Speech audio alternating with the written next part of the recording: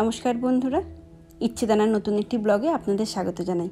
আশা করি সবাই খুব ভালো আছেন। আজ শুক্রবার, ব্লগটি আজ একটু দেরি করে শুরু করছি। এখন বাজে দুপুর 1:30। বেশ কয়েকদিনে বৃষ্টির পর বাইরেটা একবার দেখুন, সব ন্যাড়া গাছগুলো এখন কি সুন্দর সবুজে মুড়ে গেছে। আর আজকের এই প্রকৃতির সবুজ রূপ দেখে বোঝারই উপায় নেই যে কয়েকদিন আগেই সমস্ত কিছু ছিল সাদা বরফের তলায়। তবে এই জানলা দিয়ে এই সাদা বরফও যেরকম দেখতে ভালো লাগতো, ঠিক সেরকমই সবুজ গাছগুলোও দেখতে কিন্তু খুব ভালো লাগে। আজকেও আকাশটা বেশ মেঘলা, মনে হচ্ছে একটু পর থেকে আবার বৃষ্টি শুরু হবে। আমাদের খাওয়া দাওয়া অনেকক্ষণ আগেই হয়ে গেছে। আবার আজকে ওদের সুইমিং ক্লাস আছে, তো সেখান থেকে এই সপ্তাহের শেষে যে বাজারগুলো করার, সেই সামান্য টুকিটাকি বাজারও করতে যাওয়ার আছে। তাই বাড়ি আস্তে আস্তে তো একটু দেরিই হবে। তারপর আবার আজকে আবার শুনছি নাকি এখানে নর্দার্ন লাইট দেখতে পাওয়া যাবে। ভাবা যায় বলুন? যেগুলো নরওয়ে বা ওই দিকে জায়গাগুলো থেকেই দেখা যায় একমাত্র, সেগুলো নাকি এখান থেকেও দেখা যাবে। মানে আমাদের বাড়ি এখান থেকে দেখা যাবে না, তার জন্য একটু নর্থের দিকে যেতে হবে, একটু খোলামেলা জায়গাতে। তো দেখা যাক, সেখানেও একটু যাওয়ার ইচ্ছা আছে। আজ একটু চিকেন তন্দুরি করব, তার জন্য ভাবলাম চিকেনটাকে অন্তত ম্যারিনেট করে রেখে দিই। একটু পরেই তো আবার ছেলের আসার সময় হয়ে যাবে, তখন আর তাড়াহুড়োতে করতে পারবো না। তন্দুরি মশলার জন্য একটু দই নিচ্ছি, তার সাথে দিলাম একটু আদা, একটু সর্ষের তেল, একটু রং ইউজ করব, এটা একটু লাল রং, একদম অল্প করেই দিলাম। একটু জিরে গুঁড়ো, লেবু আর কেটে দিলাম না, লেবুর রস আছে সেটাই দিয়ে দিচ্ছি। আর দিচ্ছি এই টিক্কা মশলাটা। এটা কস্কো থেকে নিয়ে এসেছিলাম, একদম 2 প্যাকেট। তো এটা না যে কোনো জায়গাতেই দিলে দেখেছি বেশ খেতে ভালোই হয়। র্যাপ বা স্যান্ডউইচ যেখানেই দিই দেখেছি স্মেলটা একটু অন্যরকম হয়। এই যে হয়ে গেছে আমার। এই চিকেনগুলো তো আমি আগেই কেটে রেখে দিয়েছিলাম। এটা হচ্ছে থাইয়ের চিকেন ছিল, আমি কেটে নিয়ে এটাকে 3টে ছিল, 3টেকে 6 কুচি করে নিয়েছি।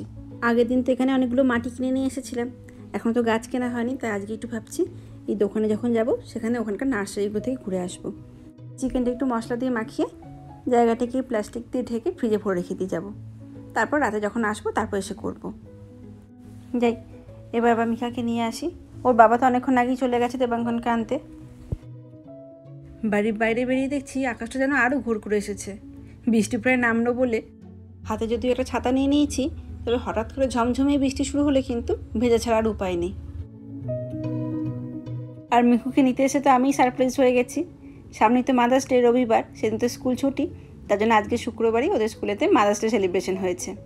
তার জন্য দেখুন কত গিফট নিয়ে এসেছে মায়ের জন্য। তবে শুধু এবার বলে নয়, ছোটো থেকেই দেখতাম নিজের হাতে তৈরি করে কিছু না কিছু এই দিনেতে আমাকে দিত। আজকে যেমন মিকুর স্কুল থেকে একটা কেক আর একটা গাছ, তবে এটা কী গাছ বলতে পারলো না, বলে যখন বড় হবে তখন দেখবে। সেখানে আবার মিকুর ছবি দেওয়া রয়েছে।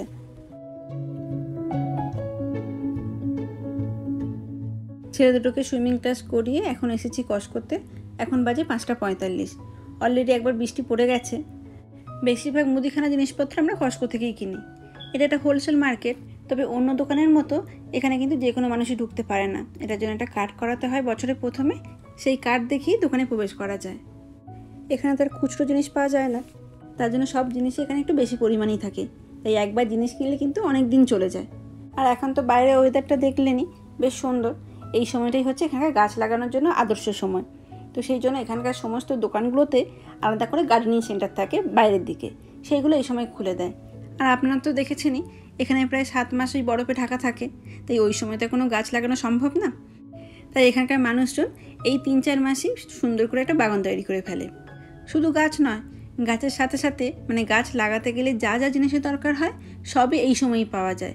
অন্য সময় কিন্তু আপনি এদের কিছুই পাবেন না। তাই অনেকেই এই সময় বেশি করে মাটি কিনে রেখে দেয়, যাতে অন্য সময় দরকার হলে কাজে লাগাতে পারে। আর এখানে দেখুন যে সমস্ত ফুলের গাছগুলো বিক্রি হচ্ছে, সেখানে কিন্তু অলরেডি 1 থোক করে ফুল ধরা অবস্থাতেই বিক্রি হচ্ছে। এখানে হ্যাঙ্গারও রয়েছে, একদম বাড়ির সামনেতে লাগিয়ে রাখলে বা টাঙিয়ে রাখলে বেশ ভালো লাগে দেখতে। এগুলোর দামও আছে এক একটা এক এক রকম। এই জায়গাটা এত সুন্দর একটা গন্ধ বেরোচ্ছে না, সব ফুলের গন্ধ একসাথে মিলেমিশে যেন এক হয়ে গেছে। একটা বেশ সতেজ ভাব রয়েছে এখানে। অনেক গাছ আছে তো, আর তারপর আবার বৃষ্টি পড়েছে, মনে হচ্ছে ঠিক যেন প্রকৃতির মাঝে দাঁড়িয়ে আছি। আর এই ফুলগুলোকে দেখুন, অনেকটা আমাদের কলকে ফুলের মতো দেখতে না? তবে এগুলো কিন্তু আবার অনেকগুলো কালারও রয়েছে। মিকুর বাবা ওদিকে আমাদের বাজারটা করছে। আসলে দোকানের মাল নিয়ে এই বাইরের সেকশনটাতে আসা যায় না, হয় ফাঁকা কার্ড নিয়ে আসতে হবে, আর না হলে ওই কার্ড ছাড়া আসতে হবে। তার জন্য ওদিকে বাজারটা করছে, আমি ততক্ষণ এদিকে একটু ঘুরে আসি। দেখুন কি সুন্দর টমেটো পর্যন্ত ধরে গেছে এর মধ্যেই। এখানে তো অনেক জাতের টমেটো পাওয়া যায়, তো এটাকে চেরি টমেটো বা গ্রেপ টমেটো বলে। যে ছবিতে যেমন দেখা যাচ্ছে একটা থোকার মধ্যে অনেকগুলো ছোটো ছোটো টমেটো একসাথে ধরে, দেখতেও খুব ভালো লাগে। তবে এই টমেটোগুলো কিন্তু এখানকার মানুষজন স্যালাডেই বেশি খান। আর এখন যে গাছটা দেখা যাচ্ছে সেটা হচ্ছে চেরি ব্লসমের গাছ।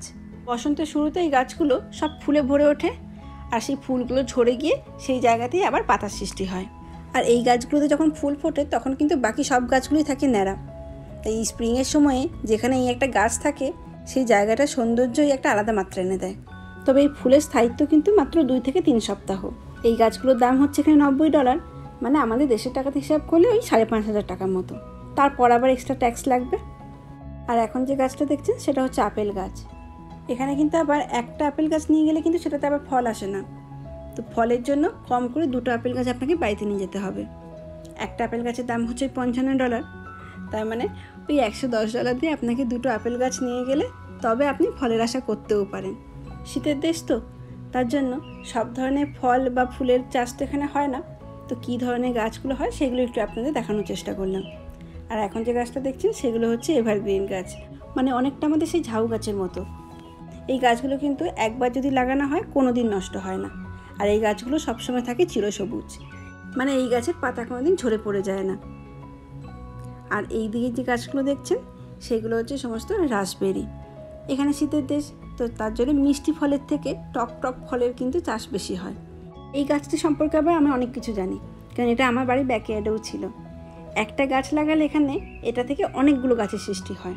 গাছটা লাগালে কিন্তু কোনো যত্নেরও প্রয়োজন হয় না। একবার লাগানোর পর পরের বছরে সে যতই বরফের তলায় ঢাকা থাকুক না কেন, ঠিক যখন আবার ঠান্ডাটা একটু কমে আসবে আবার নতুন করে সেই গাছগুলোতে পাতার সৃষ্টি হয়ে যাবে। আগের বছর আমি এই গাছগুলোকে সব কেটে দিয়েছিলাম কাটার জন্য, এই বছর দেখলাম আবার নতুন করে কিছু গাছের সৃষ্টি হয়েছে। এই যে হয়ে গেছে আমার এখানে মোটামুটি দেখা। তো আমি ভাবলাম ওরা বাজার করছে করুক, আমি বরং পাশে একটু গ্যাপ সেন্টার থেকে ঘুরে আসি। এগুলো তো সব কমপ্লেক্সের মধ্যে এক জায়গাতে অনেকগুলো দোকান আছে। তো দেবাঙ্কনে অল্প শীতে পরার জন্য একটা জ্যাকেটের দরকার, তো সেই জন্য একটা জ্যাকেট কিনতে আসলাম। এখানে এখন বেশ গরম পড়ে গেছে, কিন্তু একদম সকালের দিকে যখন স্কুলে যায় তখন একটা হালকা জ্যাকেট যদি পরে তাহলে কিন্তু বেশ ভালোই লাগে। আর এক এক জায়গায় এখানে এমন ঠান্ডা হাওয়া দেয় না, তখন মনে হয় বেশ একটা জ্যাকেট পরলে ঠিক আছে। এখানে 2 রকমের জ্যাকেট রয়েছে, একটা হচ্ছে হুডি আর একটা হচ্ছে চেন দেওয়া। তো আমার নিজের ব্যক্তিগতভাবে একটু চেন দেওয়াটাই বেশি ভালো লাগে।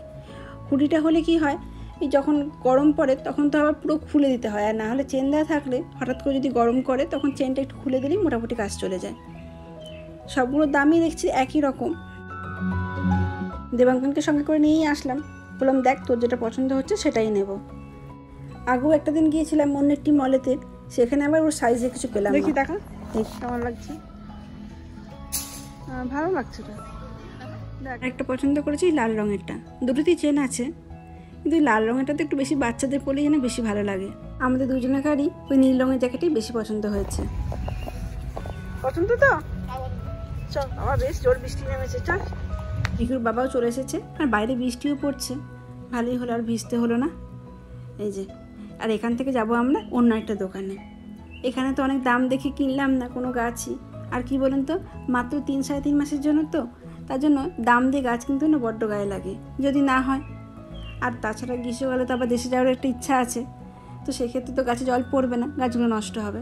সেই জন্য এসেছি একটু কম দামে গাছগুলো কিনতে। এখানে এই এক একটা টবেতে 4টে করে গাছ আছে, আর দাম জানেন মাত্র $1.5 করে। তবে দাম কম বলে যে গাছগুলো খারাপ তা কিন্তু নয়, আমরা আগেবারও এই গাছই লাগিয়েছিলাম, আর এই গাছ থেকে কিন্তু অনেক টমেটোও পেয়েছিলাম। এখানে এক একটা গাছে এক এক রকম দাম রয়েছে। তো আমরা আজকে নিলাম এই টমেটো, হ্যালোপিনো আর অরেঞ্জ বেল পেপার। এই 3টে গাছের দামই হচ্ছে সমান, মানে প্রত্যেকটাই হচ্ছে $1.5 করে, আর এক একটা গাছেতে 4টে করে আছে। আর এর সাথে নিলাম একটা স্ট্রবেরি আর একটা ধনেপাতার গাছ। আগেবার ধনে বীজ ছড়িয়ে দিয়েছিলাম, কিন্তু সেখান থেকে না একটা গাছও হয়নি, তার জন্য এবারে একটা ধনেপাতা গাছও নিয়ে নিলাম। এই দুটোই হচ্ছে $2.5 করে। গাছ কিনে বেরিয়ে যাচ্ছিলাম, কিন্তু হঠাৎ করে নজরে পড়লো এই ফুলের গাছগুলো।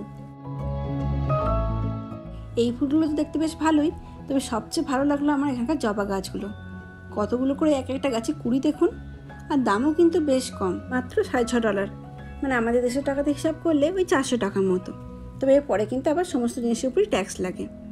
এই যে এখানে 2টো কালার ছিল, একটা হলুদ আর একটা গোলাপি রঙের। আমার তো গোলাপি রঙটাই বেশি পছন্দ হলো। অনেকগুলো কুড়ি আছে কিন্তু দেখুন। একটা একটা দোকান ঘুরে অনেকটা সময় চলে গেল। যাই এবার তাড়াতাড়ি বাড়ি যাই। এখন এই 8:30 মতো বাজে। বৃষ্টি অনেকক্ষণ হলো থেমে গেছে, আকাশ এখন মোটামুটি পরিষ্কার। কোনো রকমের হাত ধুয়ে চলে আসলাম রান্নাঘরে। সেই মাংসটাকে ম্যারিনেট করে রেখে দিয়ে গিয়েছিলাম, এখন এবার এটাকে ওভেনে ভরে দেব। যদিও এখানে কিন্তু ম্যারিনেট করে এতক্ষণ ধরে মাংসকে রাখার কোনো প্রয়োজনই হয় না, এখানকার মাংসগুলো এমনিতেই নরম। তবে কাজটা করে রেখে দিয়ে গিয়েছিলাম বলে বেশ সুবিধা হলো, বেশ এসে সঙ্গে সঙ্গে এটাকে ওভেনে ভরে দিতে পারলাম। এটা 400 ডিগ্রি ফারেনহাইটের জন্য 20 মিনিটের মতো দিয়েছিলাম। তারপরে এটাকে আবার বার করে জাস্ট উল্টিয়ে দেবো। দেখুন কতটা জল বেরিয়েছে। এখানকার সমস্ত মাংসই তো ফ্রোজেন, তো তার জন্য মাংস যখনই আপনি কুক করবেন না কেন সেখান থেকে প্রচুর পরিমাণে জল বেরোয়। এটাকে উল্টে দিচ্ছি। এখন মনে হচ্ছে লাল ফুড কালারটা আরেকটু দিলে হতো, তাহলে বেশ লাল রঙটা আসতো। আগেরবার লাল রঙটা এতটা বেশি পরিমাণে দিয়ে দিয়েছিলাম, পুরো পিঙ্ক কালার হয়ে গিয়েছিলো। সেই ভয়েতে এবার একটু কম করেই দিলাম। এটাকে উল্টে দিয়ে আবার 20 মিনিটের জন্য দিয়ে দিয়েছিলাম। এই যে একদম ড্রাইটা করিনি, কারণ রুটি দিয়ে খাবো তো, একটুখানি গ্রেভিটা হলে ভালোই লাগবে।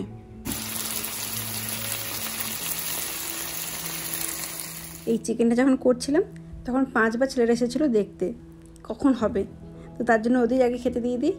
সকালেই বলছিলাম না একটু নর্দার্ন লাইটটা দেখতে যাব, যদি কিছু দেখতে পাই, তো সেই জন্য আজকে রুটি বানাইনি। ওটা বানাতে গেলে আবার সময় লাগবে। এই কস্কো থেকে আজকে তন্দুরি রুটিটা কিনে নিয়ে এসেছি, ওটা দিয়ে আজকে এটা খেয়ে নেব। রাতের খাওয়া দাওয়া করে বেরিয়ে পড়েছি। যেতে সময় লাগবে ওই 1 ঘন্টা মতো। গাড়ি চলা শুরু করতেই ছেলেরা ঘুমিয়ে গেছে। মেরুজ্যোতি মানে সুমেরু প্রভা, এগুলো তো যারা নর্থের দিকে থাকেন তারা তো এগুলো প্রায় দেখতে পান, কিন্তু আমাদের কাছে যারা এই অন্টারিও বা টরন্টো এরিয়াতে থাকি তাদের কাছে তো এটা স্বপ্নের মতো অনেকটা। তার জন্য একটু দেখতে পাবো সেই আশাতেই এসেছিলাম। তবে এখানে এসে দেখলাম আকাশে কিন্তু ভালোই মেঘ রয়েছে, তবে তা সত্ত্বেও আকাশে একটা হালকা গোলাপি রঙের আভা কিন্তু রয়েছে, যেটা খালি চোখে একেবারেই দেখতে ভালো লাগছে না। তবে ফোনটা নাইট মোড করে দিয়ে যখন ভিডিওটা তুলেছিলাম সেটাতে কিন্তু দেখছি আবার দেখতে ভালো লাগছে। মনে হয় এদিকে সেরকম কিছু হয়নি, আর একটু নর্থের দিকে গেলে হয়তো এর সাথে সাথে একটু সবুজ রঙের আবহাওয়া পাওয়া যেত।